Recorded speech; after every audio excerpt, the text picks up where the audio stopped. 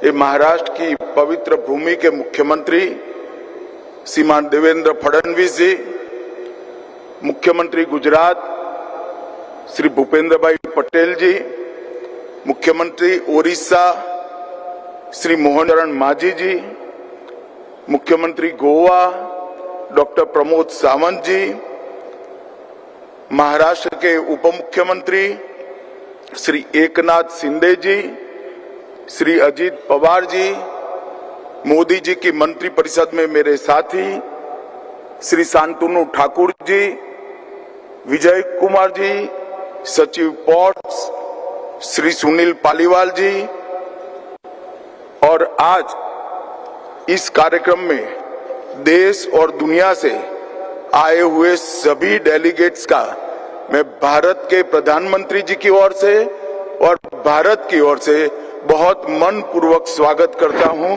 और आपको इस समिट के लिए आज से शुरू होने वाले पूरे कार्यक्रम के लिए बहुत बहुत शुभकामनाएं देता हूं। मित्रों, आज ये समिट जहां हो रही है, ये मुंबई, यहां पर विश्व प्रसिद्ध गेटवे ऑफ इंडिया है और यह पल जो है इंडिया का मैरीटाइम मोमेंट है, जहां से यह gateway of India gateway of world में बदलने का विचार मंथन इस समिट के अंदर होने वाला है। पिछले दशक में मैरीटाइम समिट्स ने ये सिद्ध कर दिया है कि मैरीटाइम इकोनॉमी में हम जो गहरे स्ट्रक्चरल रिफॉर्म्स किए हैं, इसके आधार पर भारत अब एक उभरती हुई सशक्त ताकत बनकर विश्व के मैरीटाइम नक्शे पर आज बड़े दमखम के साथ खड़ा है। भारत की बात करें तो भारत की मैरीटाइम स्ट्रेंथ और स्ट्रेटेजिक लोकेशन इस बात से पता चलता है कि हमारी कोस्ट लाइन 11,000 किलोमीटर से लंबी है। 13 कोस्टल राज्य और यूटी और जीडीपी में लगभग 60% योगदान हमारे मैरीटाइम बिजनेस का है। 23.7 लाख स्क्वायर किलोमीटर का exclusive economic zone, special economic zone दुनिया भर के इन्वेस्टर और मैन्युफैक्चरर को आकर्षित करता है और 800 मिलियन की आबादी, लगभग आधी आबादी ये मैरीटाइम स्टेट में बसती है। इंडियन ओशियन रीजन के 28 देश ग्लोबल एक्सपोर्ट में लगभग 12% का योगदान देते हैं। ये पूरा पोटेंशियल ये मैरीटाइम समिट के माध्यम से आज विश्व के इन्वेस्टर और विश्व के मैरीटाइम इंडस्ट्री के चैंपियंस के लिए खुला हम रख रहे हैं। भारत ने अपनी मैरीटाइम पोजीशन, डेमोक्रेटिक स्टेबिलिटी और नेवल क्षमता, इसके बल पर इंडो पैसिफिक और ग्लोबल साउथ के बीच में एक सेतु की, एक ब्रिज की भूमिका निभा रहा है, जो विकास, सुरक्षा और पर्यावरण को भी एक प्रकार से अच्छे तरीके से गति दे रहा है। भारत की मैरीटाइम हिस्ट्री बहुत पुरानी है। 5000 साल पहले से भारत की मैरीटाइम हिस्ट्री के ऐतिहासिक प्रमाण मिलते हैं। जब आप यहाँ पर प्रदर्शनी जो लगी है उसको देखोगे तो लोथल के बंदर से मिस्र तक एक्सपोर्ट के पूरे व्यापार का हमारे पास ऐतिहासिक प्रमाण है और भारत आज नए मैरीटाइम इतिहास को सर्जने के लिए नरेंद्र मोदी जी के नेतृत्व में तैयार खड़ा है। आज के समारोह में 100 से अधिक देशों के प्रतिनिधि उपस्थित है। वो इस बात का प्रमाण है कि भारत की समुद्री परंपरा आज भी ग्लोबल पार्टनरशिप और रीजनल स्टेबिलिटी के केंद्र बिंदु बनी हुई है। आज India maritime week Indo Pacific क्षेत्र का सबसे प्रतिष्ठित मैरीटाइम डायलॉग प्लेटफॉर्म बनकर उभरा है। वर्ष 2025 का ये इंडिया मैरीटाइम वीक ये चौथा संस्करण है और पहले 4 संस्करणों ने इसको एक मजबूत आधार बख्शा है और मैं मानता हूं कि ये समिट 2025 की नरेंद्र मोदी जी का 2047 तक मैरीटाइम इंडस्ट्री में भारत का जो स्थान सुनिश्चित करने का लक्ष्य है इसको अचीव करने के लिए बहुत बड़ा योगदान देगी। इस बार चौथे संस्करण में 100 से अधिक देशों से 350 से ज्यादा स्पीकर, 500 से ज्यादा कंपनियां, 1 लाख से अधिक डेलीगेट्स की सहभागिता होने वाली है। 10 लाख करोड़ के इन्वेस्टमेंट की अपॉर्चुनिटी पर यहाँ पर सृजन होगा और भारत का ये लक्ष्य रहे, भारत प्रतिस्पर्धा में नहीं परस्पर सहयोग में मानता है।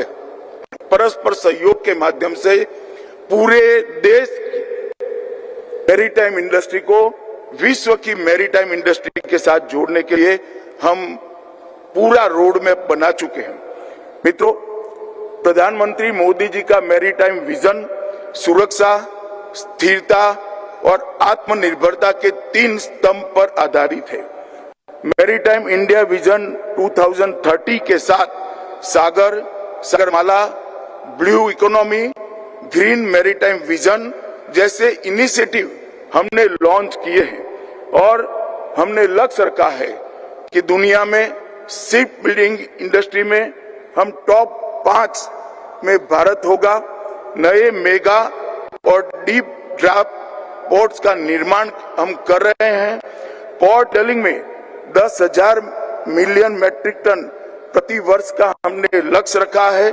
पोर्ट ट्रांसपोर्ट को पूरी तरह से डिजिटाइज कर लिया गया है और इसके साथ ही Bharat India Middle East Europe economic corridor, eastern maritime corridor, north south transport corridor जैसे कनेक्टिविटी प्रोजेक्ट से भी अब जुड़ चुका है। पिछले 11 वर्षों में प्रधानमंत्री श्री नरेंद्र मोदी जी ने भारत के समुद्री क्षेत्र को राष्ट्रीय शक्ति, रीजनल स्टेबिलिटी और ग्लोबल प्रॉस्पेरिटी के रूप में परिभाषित किया है और ये तीनों लक्ष्यों को सिद्ध करने के लिए हमने ढेर सारे इनिशिएटिव लिए हैं। आज दुनिया का 2/3 व्यापार इंडो पैसिफिक समुद्री मार्ग से होता है और भारत का भी 90% व्यापार समुद्री मार्ग से होता है। मोदी जी की मैरीटाइम पॉलिसी अब विकसित होकर Mahasagar, mutual and holistic advancement for security and growth across region, जो भारत के बढ़ते ग्लोबल फुटप्रिंट और ग्लोबल साउथ के देशों का प्रतीक बन चुकी है। सागर से महासागर, ये मोदी जी का विजन 2047 तक भारत को इस क्षेत्र में ग्लोबल लीडर बनाने का लक्ष्य की पूर्ति के लिए हम आगे बढ़ेंगे। हमने इसके लिए हमारे बजट में 6 गुना वृद्धि की है। $40 मिलियन का जो बजट हुआ करता था आज $230 मिलियन तक हम पहुंचे हैं। सागरमाला परियोजना मार्च 25 तक $70 बिलियन की 839 परियोजनाओं की पहचान हमने की है, जिसमें $17 बिलियन की 272 परियोजनाएं पूर्ण भी कर ली गई है। देवेंद्र जी ने अभी बताया $10 बिलियन के से मुंबई के नजीक वाधवान पोर्ट का जो निर्माण हो रहा है वो अपने पहले ही कामकाजी दिन से दुनिया के टॉप 10 पोर्ट्स में अपना स्थान ले लेगा। ये भारत के लिए और दुनिया के लिए अपार संभावनाओं खोलेगा। इसके साथ साथ $5 बिलियन से ग्रेट निकोबार प्रोजेक्ट्स हम जो बना रहे हैं वो भारत के मैरीटाइम वैश्विक व्यापार को अनेक गुना बढ़ाने के लिए हम आगे बढ़ेंगे। $200 मिलियन के निवेश से कोचिन शिपयार्ड में भारत की सबसे बड़ी ड्राई डॉक का निर्माण हम करने के लिए आगे बढ़े हैं और गुजरात में मैरीटाइम हेरिटेज कॉम्प्लेक्स का विकास भी हम कर रहे हैं। इसके लिए जरूरी अंतर्राष्ट्रीय कानूनों के साथ तालमेल बिठाने के लिए कानूनी रिफॉर्म करने का काम भी हमने कर लिया है।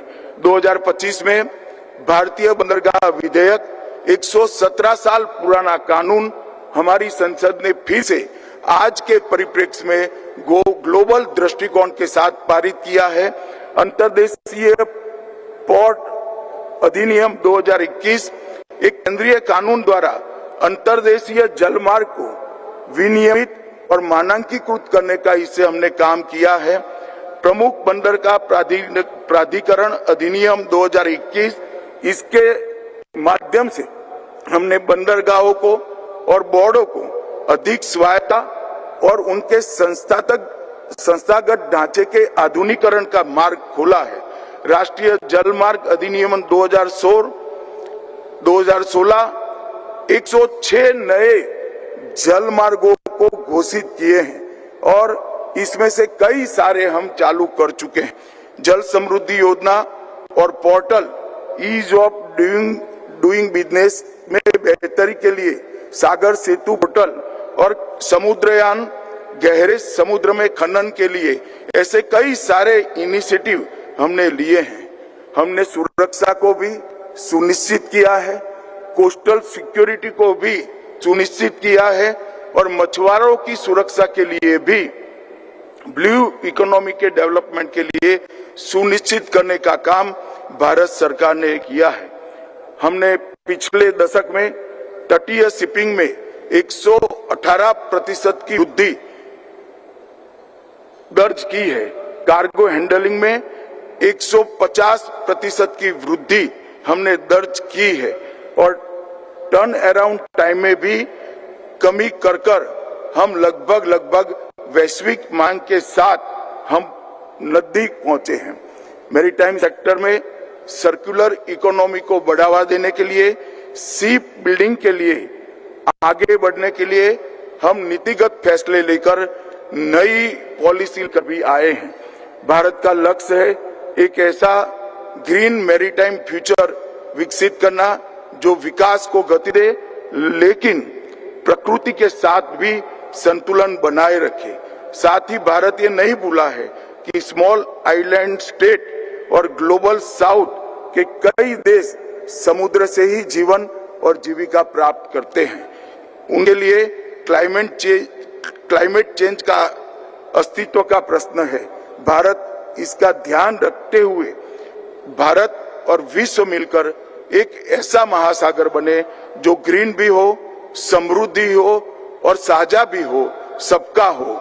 इस विजन के साथ हम आगे बढ़ रहे हैं। मैं आशा करता हूं ये समिट के अंदर जो चर्चाएं होगी वो अमृत बनकर निकलेगी। न केवल भारत की मैरीटाइम इंडस्ट्री, समग्र विश्व की मैरीटाइम इंडस्ट्री को ताकत देने का काम ये समिट करेगी। मैं दुनिया भर से आए हुए हिस्सेदार देश और सभी इन्वेस्टर को आह्वान करना चाहता हूं, आइए भारत में इन्वेस्ट करिए और भारत के साथ साथ आपकी समृद्धि का